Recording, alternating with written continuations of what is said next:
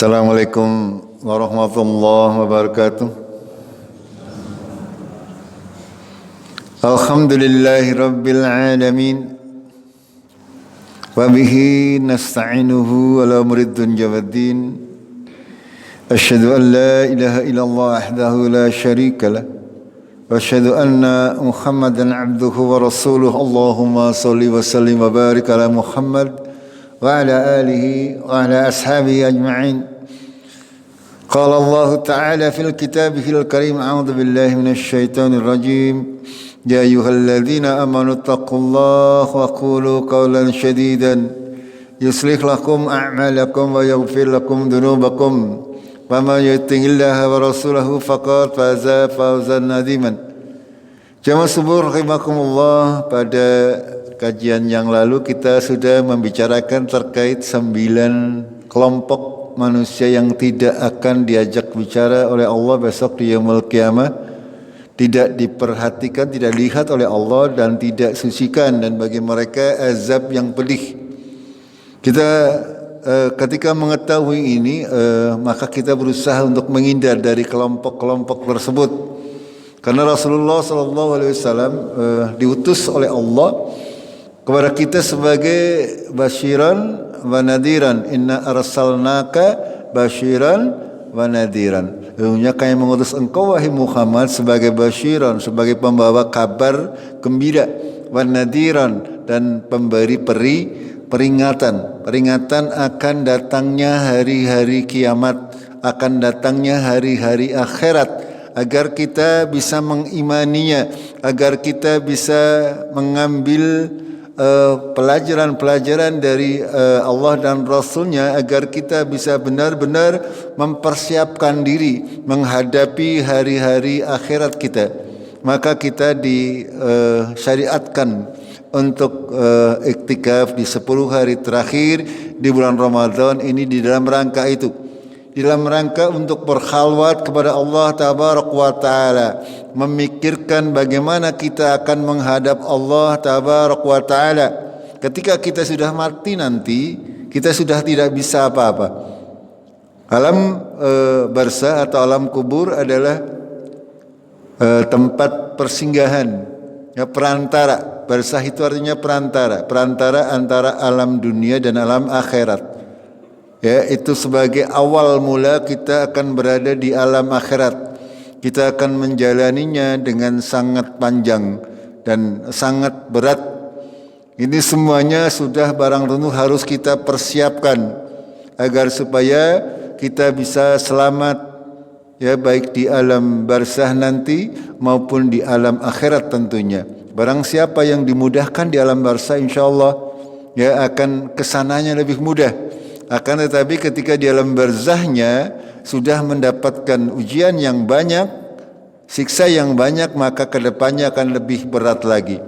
Jamaah rahimakumullah, sebagai murajaah kita mengingat kembali 9 golongan yang tidak diajak bicara oleh Allah besok di yaumul qiyamah, yaitu di padang mahsyar, di mana kita masing-masing akan berbicara dengan Allah tanpa penerjemah, dan Rasulullah SAW sebagai nabi dan utusan Allah itu akan menjadi saksi apa-apa yang kita lakukan pada hari ini, dan kita nanti akan menjadi saksi bagi orang-orang selain kaum muslimin.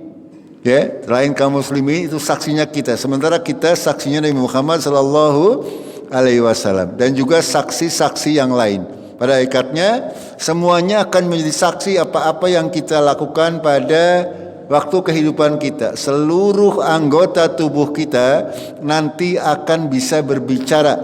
Allah menjadikan anggota tubuh kita berbicara, sehingga akan menjadi saksi apa-apa yang sudah kita lakukan di dalam kehidupan dunia. Dan Allah dan Rasulnya sudah menjelaskan sedemikian rupa agar kita bertakwa kepada Allah, agar kita menghindari apa-apa yang sudah dijelaskan oleh Rasulullah sallallahu alaihi wasallam. Ya, yang pertama kemarin apa? Al-musbil, ya, orang yang menjulurkan pakaiannya sampai melewati mata kaki, itu yang pertama karena kesombongan.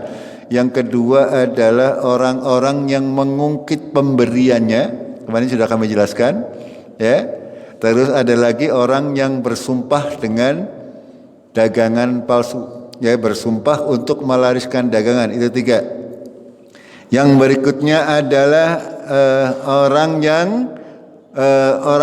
tua yang berzina, ya. Ada lagi raja yang suka berdusta. Terus ada lagi orang miskin yang sombong. Terus kemarin terakhir adalah orang-orang yang membaiat pemimpinnya dengan tujuan dunia. Jika diberi maka dia akan mentaati, jika tidak diberi maka dia tidak akan mentaati. Itu. Lalu ada lagi orang-orang yang menahan air di padang pasir ketika ada yang membutuhkannya. Ini kami jelaskan kemarin. Orang-orang pada hakikatnya orang-orang yang menghalangi manusia.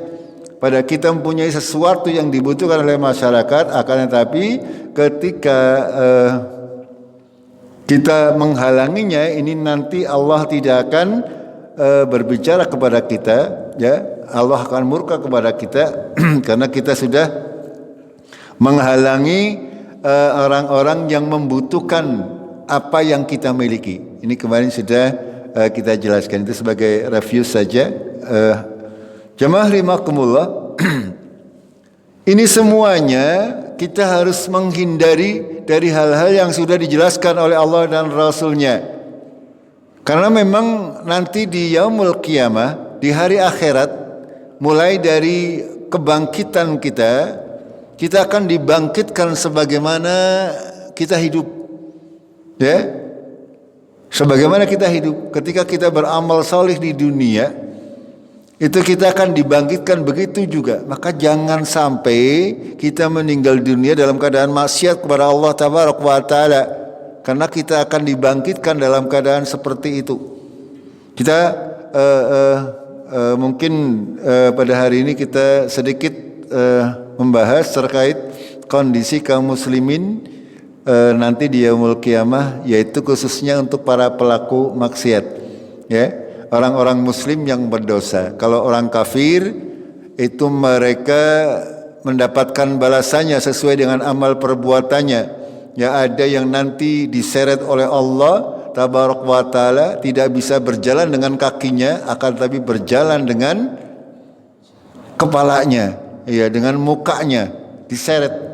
Kok bisa? Ya Allah Tabaraka wa Ta'ala tinggal kun fayakun.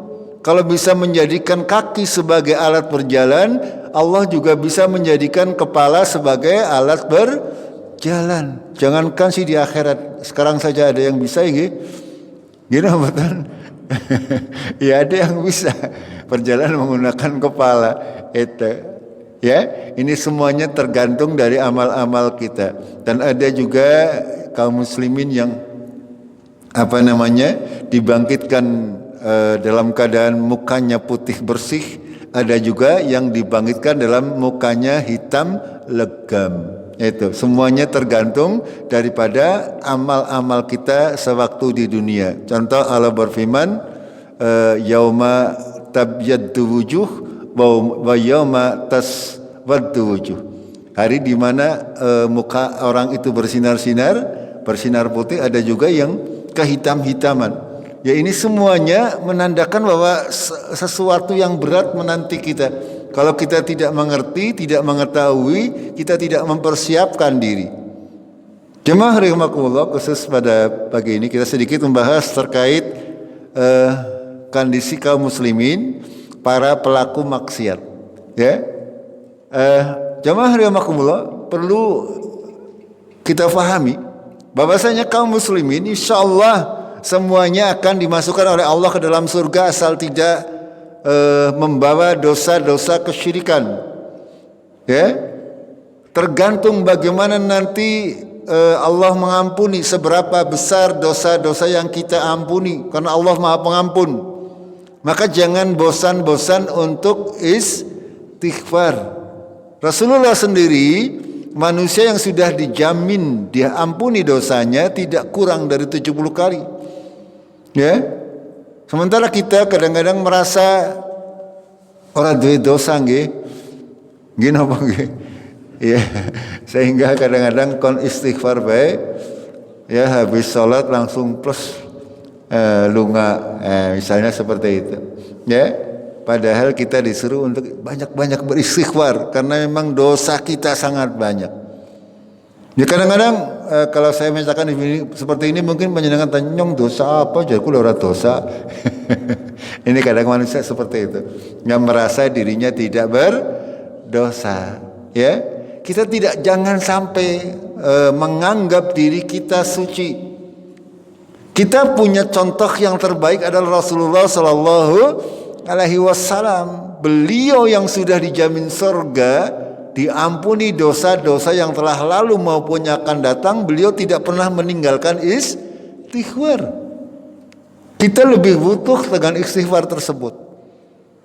Ya, nanti semuanya akan kelihatan ketika berada di yaumul akhir, dari mulai di kuburan, ya, di kuburan nanti kita dibangkitkan menuju padang mahsyar, kita mengalami ya pembagian kitab kita, lalu ada mizan, lalu ada lagi apa? Kisos, ya, itu semuanya rangkaian yang sangat berat.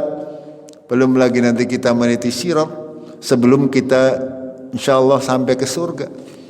Ya, itu semuanya hanya karena Allah Tabaraka wa Ta'ala menyayangi kita, sehingga sebagian kaum muslimin diselamatkan oleh Allah, diampuni dosa-dosanya, ditutup kesalahan-kesalahannya. Ya, makanya dalam berdoa ketika kita sholat, ya, itu harus senantiasa kita doakan dengan tulus kepada Allah, agar Allah mengampuni kita, agar Allah menutup aib-aib kita di dunia maupun di akhirat. Itu.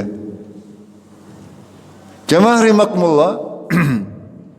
Kemarin diantara sebab Allah tidak mau berbicara dengan orang-orang yang 9 kelompok tadi adalah diantaranya karena faktor kesombongan.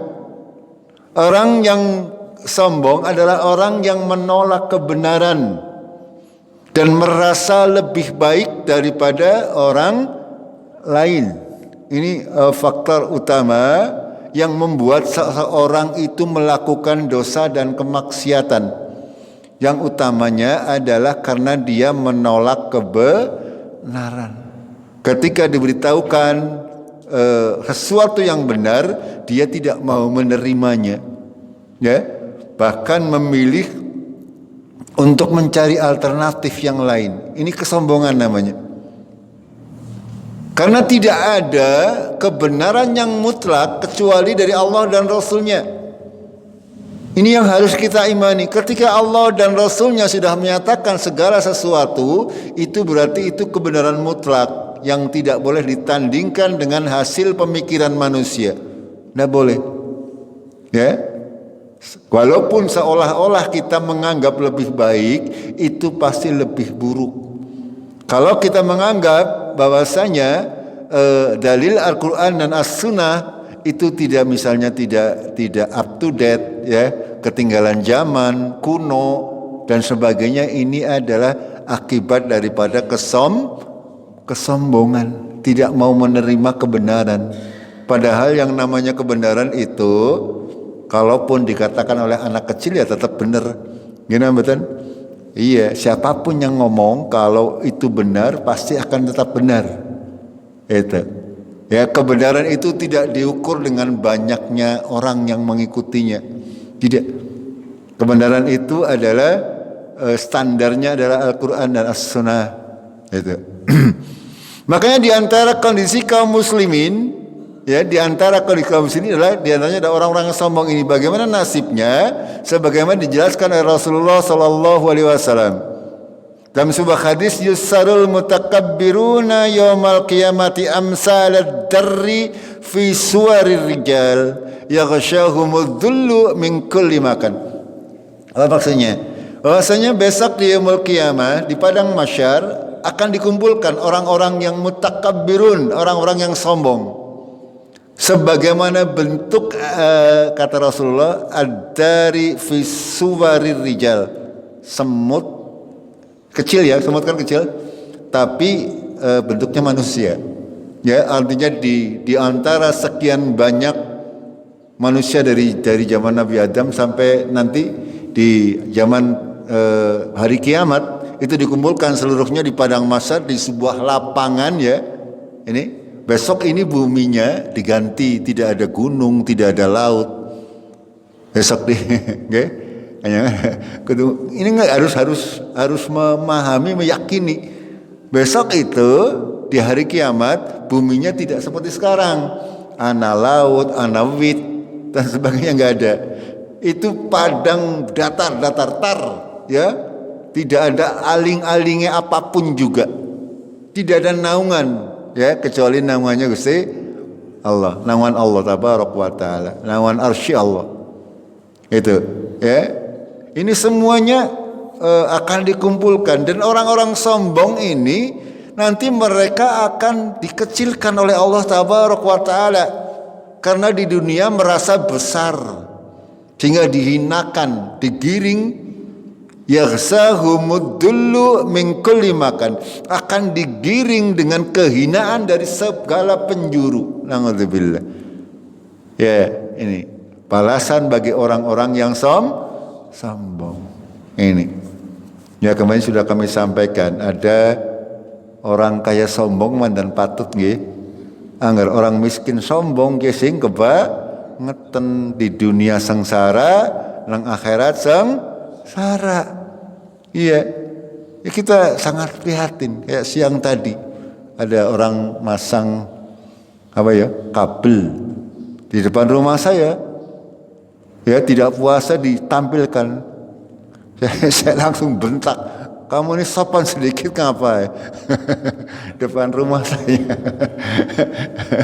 Saya paling gak suka kalau ya agama dilecehkan. Itu. Kalaupun mereka tidak puasa ya urusan mereka, tapi jangan ditampilkan di depan kita. Itu. Saya senantiasa seperti itu.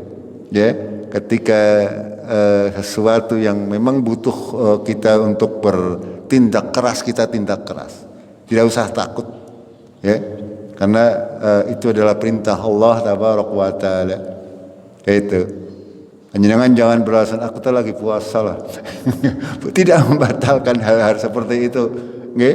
Kecuali kalau kita marahnya karena apa ya? Kalau Rasulullah sendiri jarang pernah marah tentang permasalahan kehidupan dunia kan, tapi beliau sangat marah ketika agamanya dilecehkan. Ini yang harus kita tanamkan dalam diri kita. Ya, selagi kaum muslimin punya rasa cemburu terhadap orang-orang yang melecehkan agamanya, insya Allah ya akan kuat. Tapi kalau kaum muslimin sudah lemah, ini akan menjadi mudah untuk diinjak-injak oleh orang-orang lain. Itu. Ya, kuntum, kemarin saya sampaikan, kuntum khaira ummatin ukhrijat linnas ta'muruna bil ma'ruf wa tanhauna 'anil munkar. Kamu itu sebaik-baik umat. Syaratnya apa? Ta'muruna bil ma'ruf wa tanhauna 'anil munkar. Harus senantiasa menyuruh kepada yang ma'ruf dan mencegah kepada kemungkaran. Kalau mencegah kemungkaran saja tidak berani, itu berarti bukan terbaik, bukan umat terbaik, umat ya rendahan. Itu. Ini yang harus kita jaga dalam diri kita. Kita umat terbaik, dipilih oleh Allah tabaraka wa taala. Hanya memang harus berdasarkan prosedur yang benar, ya, tidak boleh semaunya sendiri karena kita berada di sebuah wilayah negara hukum. Itu seperti itu. Sekali lagi, kondisi seorang yang sombong ini seperti itu besok di yaumul qiyamah. Karena kesombongannya maka besok di yaumul qiyamah akan dihinakan oleh Allah tabarak wa ta'ala. Dia akan dibangkitkan dalam keadaan bertubuh sangat kecil. Ya, panjenengan bisa lihat semut sekarang. Besok kan di yaumul qiyamah kita kata Nabi ya dalam hadis-hadis yang sahih bahwa kita akan dibangkitkan dalam keadaan tubuhnya seukuran sekitar 30 meteran. Nggih, sebagaimana kita Nabi Adam diciptakan. Ya, 30 meter kan dhuwur nggih. Itu orang-orang sombong itu akan dijadikan semut. Iya. Ya kepitek-pitek gitu. itu ya balasan bagi orang-orang yang sombong. Jamaah rahimakumullah. Lalu yang kedua, di sini disebutkan laki-laki yang tidak berlaku adil kepada istri-istrinya. Ini khusus yang berpoligami. Ada yang berpoligami di sini? Ada sih niat. Niatan niat tapi bekaleng ya. si cipae orang tadi gempa ini ya. Apa ini kudu lorot terlibat. Ya, jamaah rahimakumullah, ini hakikatnya adalah orang yang berlaku tidak adil yang ini. Rasulullah bersabda, "Man kanat lahu imra'atani famala ila ihdahuma ja'a yaumal qiyamati wa shikkuhu ma'il." Kata Rasulullah sallallahu alaihi wasallam, barang siapa yang memiliki dua orang istri kemudian dia cenderung kepada salah seorang di antara keduanya, ini berat sekali, maka dia akan datang kepada hari kiamat dalam keadaan sebelah badannya miring. Sengkleh apa ya? Jalannya ya, dimulai dibangkitkan dari kuburnya dari kiamat nanti. Setelah kiamat terjadi, dia menghadap Allah dalam keadaan seperti itu karena ketidakadilannya. Makanya kalau kita memang tidak bisa adil, walaupun kita punya harta ya cukup satu saja. Kalau takut tidak adil, kecuali ya panjenengan punya harta yang cukup mampu untuk berbuat adil, dipersilahkan. Ya dipersilahkan untuk berpoligami sampai 4. Itu. Ya, jamaah rahimakumullah, hal-hal seperti ini kita imani, ya.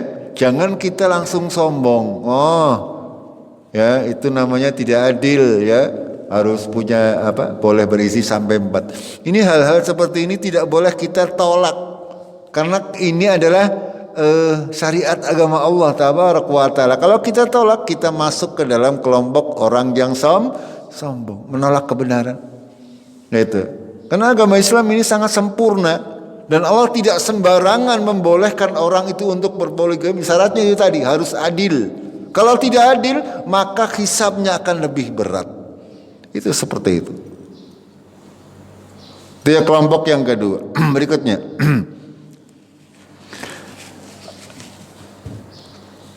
Rasulullah bersabda, "Ma yazalur rajulu yas'alun nasa hatta ya'tiya yaumal qiyamati wa laysa fi wajhihi muz'atul lahmi." Ya. Tidak ada seorang yang terus meminta-minta hingga kelak pada hari kiamat dia akan menjumpai Allah sementara di wajahnya wis oranana dagingnya. Ya, itu.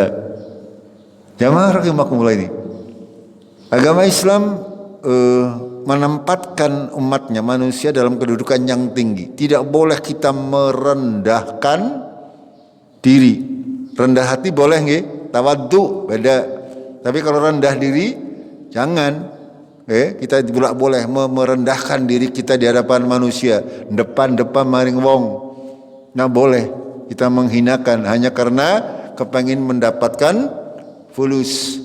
Itu meminta-minta untuk tujuan pribadi maupun tujuan apalah. Ya jangan mengemis-emis, memalukan. Ini. Kalau kita tidak bisa melakukan sesuatu, ya sudah. Kita cukup, saya sering sampaikan dalam urusan keagamaan, janganlah ngemis-ngemis dari pintu ke pintu, memalukan, ngisin-ngisinaken. Ya, cukup sampaikan kepada jamaah yang mau ikut berdonasi silakan, enggak juga enggak apa-apa. Allah Maha Kaya. Jangan menghinakan kaum muslimin. Ya apalagi dengan ngamen di pinggir jalan, nggih. Nah, bila jangan sampai kaum muslimin berbuat seperti itu. Ya, ini khususan ya untuk yang meminta-minta padahal tidak darurat dan tidak mendesak. Kalau memang darurat, kalau memang kita membutuhkan sesuatu, misalnya kita butuh air di perjalanan, kita meminta nggak apa-apa. Itu. Akan tapi kalau tidak darurat dan tidak mendesak, maka besok kita menghadap Allah, raine langka daginge. Artinya orang yang meminta-minta itu memang di dunia wis ora duwe rada isin. Yang merendahkan serendah-rendahnya. Makanya saya sering sampaikan aja suka apa? Aja selamit lah ya. Kita menghormati diri sendiri. Ya orang yang suka minta-minta nanti dianggap rendah oleh orang lain. Itu dalam bentuk apapun juga. Kita harus menjaga marwah kita, martabat kita, harga diri kita. Ya. Toh kita juga tidak butuh amat. Itu. Apalagi kalau hanya sekedar uang 5.000, 10.000, 20.000, ya. Kita kok ngemis-ngemis misalnya. Na'udzubillah. Ini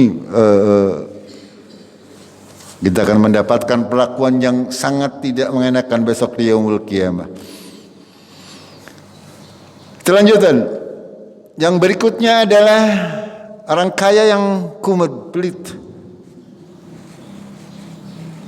Apa? Balasannya dari Allah Tabaraka wa Ta'ala.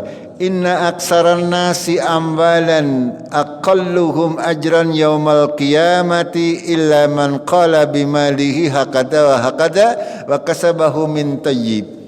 Sesungguhnya orang yang banyak harta adalah yang paling rendah kedudukannya di hari kiamat kelak. Nih panjenengan tidak usah sedih ora ada duit nggih. Ya. Ya, duit semending, sing penting cukup nggih. Karena ini ancaman dari Allah Tabaraka wa Ta'ala. Orang yang banyak harta tapi tidak membelanjakannya dengan benar, besok keraling rendah kedudukannya.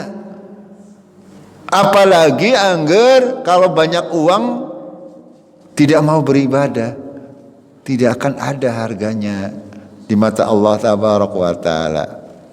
Kecuali orang yang kata Rasulullah membelanjakan hartanya seperti ini, artinya bersedekah di jalan Allah, dan ia akan memperoleh hartanya dengan baik. Itu akan memperoleh balasan atas apa-apa yang dia sedekahkan di waktu di dunia dengan kelebihan hartanya untuk bersedekah di jalan Allah Tabaraka wa Ta'ala. Kita meninggal dunia tidak akan dibawa harta kita. Ya, makanya ketika ada kesempatan untuk bersedekah, berinfak, berzakat, kita lakukan segera. Karena itulah hakikatnya harta yang kita miliki.